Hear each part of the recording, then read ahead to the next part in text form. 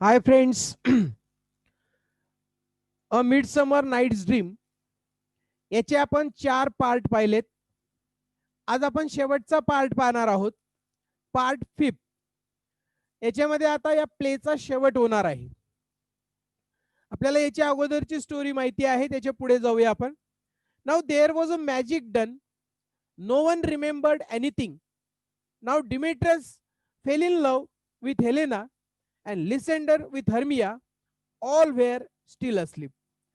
आता ज्यांची जोडी होती त्या जोड्या एकमेकांवर प्रेम करायला लागल्या होत्या, म्हणजे डिमेट्रस हेलिनावर आणि लिसेंडर हर्मियावर. पण अजून ते झोपलेले होते, कारण तिथं सगळं त्यांनी फॉग, ओबेरॉनने असं सांगितलं होतं पगला की सगळीकडे धुकं पसरव, आणि ते त्याने केलेलं होतं. Oberon went near Titania in search of that Indian boy. Titania easily drop the Indian boy near Oberon.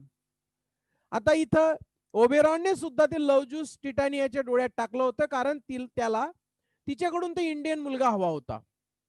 आता तो टिटानिया ओबेरॉन टिटानिया जवळ गेला आणि तिने अगदी सहजपणे तो इंडियन बॉय त्याच्या ताब्यात दिला. Because now she was just bottoms girlfriend. कारण का, आता ती फक्त तो निक बॉटम, ज्याचा चेहरा डॉंकी सारखा केलेला होता, त्याच्यावरती प्रेम करत होती. म्हणून तिला आता दुसरं काहीच नको होतं. बघा इथं स्क्रीनवर दिसतोय हा इंडियन बॉय, तो ओबेरॉनच्या ताब्यात तिने सहजपणे देऊन टाकला. But his wife was in love with donkey. It was not seen by him. परंतु या ओबेरॉनला त्याची पत्नी या डॉंकीवर प्रेम करते आहे हे मात्र काही बघवलं जात नव्हतं. त्याचं जे काम होतं ते तर साध्य झालं, ते इंडियन बॉयला मिळवण्याचं. पण आता हे दुसरं चित्र, की त्याची पत्नी एका गाढवावर प्रेम करते, हे काही तो पाहू शकत नव्हता.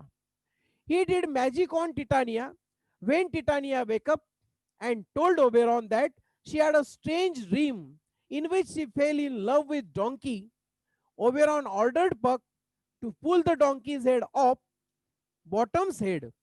आता त्याने अशी काही जादू केली टिटानियावर. जेव्हा टिटानिया उठली तेव्हा तिने ओबेरॉनला असं सांगितलं की तिने एक विचित्र स्वप्न पाहिलं, आणि ते विचित्र स्वप्नामध्ये ती एका डॉंकीवर प्रेम करत होती. पण आता ओबेरॉनने त्या पकला अशी ऑर्डर दिली की त्या निक बॉटमच्या चेहऱ्यावरून त्या डॉंकीचा फेस हटव आणि त्याचा मूळ चेहरा त्याला लाव. Oberon would have taken the Indian boy into his custody and now wanted to settle the quarrel with Titania. आता ओबेरॉनने त्याला जे हवं होतं, टिटानियाकडून जो इंडियन बॉय पाहिजे होता, तो तर त्याने आता ताब्यात मिळवला होता. ओबेरॉनला असं म्हणायचं होतं की टिटानिया सोबतचं भांडण आता आपण थांबवूया, त्याच्यामध्ये सेटल करूया, असं त्याने त्या ठिकाणी त्या टिटानियाला सांगितलं. The two ended their quarrel and now dance because Theseus wanted to bless the wedding. त्यांनी आता असं ठरवलं की चला आपलं भांडण संपलं आहे ओबेरॉन आणि टिटानियाचं. त्यांनी तिथं डान्स सुरू केला आणि तो इंडियन बॉय सुद्धा त्यांच्या सोबत आहे, कारण आता थिसस यांचं लग्न, किंग थिसस आणि हिपोलेटा यांचं लग्न होणार होतं, आणि त्या लग्नामध्ये थिसस त्यांना आशीर्वाद देणार होता. Okay. In the morning Theseus and Hippolyta and Egeus pass through the forest. दुसऱ्या दिवशी सकाळमध्ये थिसस, हिपोलाइटा आणि युगस हे दोघं त्या जंगलातून जात होते, तिघ. अँड सॉ हर्मिया, हेलिना, लिसेंडर अँड डिमेट्रस अस्लीप. आणि त्यांनी पाहिलं की तो त्या जंगलामध्ये लिसेंडर, हर्मिया, हेलिना आणि डिमेट्रस हे झोपलेले आहेत. ते चित्र त्यांनी त्या ठिकाणी पाहिलं. Demetrius repented when he get up. Demetrius पश्चाताप करत होता जेव्हा तो उठला. That he was in love with Helena. Now Egeus had no other choice because he was going to marry his daughter Hermia to Demetrius, and now Demetrius said that he was in love with Helena now. आता या युगस पुढे काही पर्याय शिल्लक नव्हता, कारण त्याला त्याची मुलगी हर्मियाचं लग्न डिमेट्रस सोबत करायचं होतं. परंतु डिमेट्रस आता त्या लव ज्यूसचा परिणाम म्हणा, आता तो हेलेनावर प्रेम करायला लागलेला होता. आणि डिमेट्रस म्हणतो की मला आता हेलेना सोबत लग्न करायचंय. मग युगस समोर दुसरा पर्याय शिल्लक राहिलेला नव्हता की तो डिमेट्रस जर हेलेना सोबत लग्न करणार तर हर्मियाचं लग्न त्या डिमेट्रस सोबत तो कसं करू शकत होता. म्हणून त्या युगस समोर आता दुसरा पर्याय शिल्लक राहिलेला नव्हता. Theseus announced his intention to marry the couple.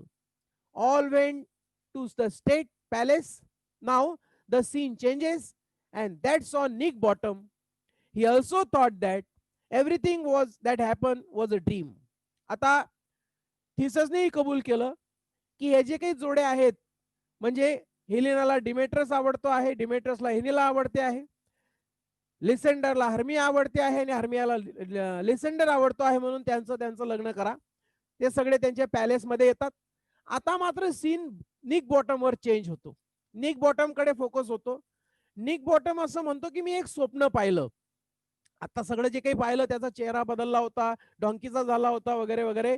हे जे काही स्वप्न पाहिलं ते मी पाहिलेलं स्वप्न Peter Quinch, Nick Bottom decided that he told Peter Quinch his dream and told him to write his dream in a ballad and name the ballad Bottom's Dream.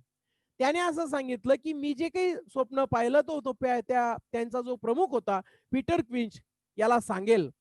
त्या Peter क्विंचने हे मी पाहिलेलं स्वप्नाचं एक इपिक लिहावं, म्हणजे ज्याला बॅलड म्हणतो आपण पोवाडा, तो लिहावा आणि त्या बॅलडचं नाव बॉटम्स ड्रीम असं द्यावं. The rest of the friends hadn't forgotten bottom F. त्याचे बॉटम सोबतचे जे काही मित्र होते तो सगळा प्ले तिथं सादर करणार होते थिससच्या लग्नाच्या वेळेस. तर ते अजून निक बॉटमला विसरू शकत नव्हते. All the actors were worried that his play Pyramus and Thisbe would not be completed without Nick Bottom. All the actors became sad. सगळे ऍक्टर्स आता दुःखी झाले होते कारण त्या निक बॉटम शिवाय ते तो प्ले व्यवस्थित सादर करू शकणार नव्हते. कोणता? पिरॅमस अँड थिस्बी.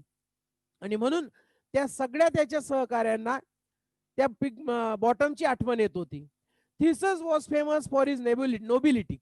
हा थिसस जो होता तो त्याच्या उदात्तपणामुळे त्याच्या राज्यामध्ये प्रसिद्ध होता.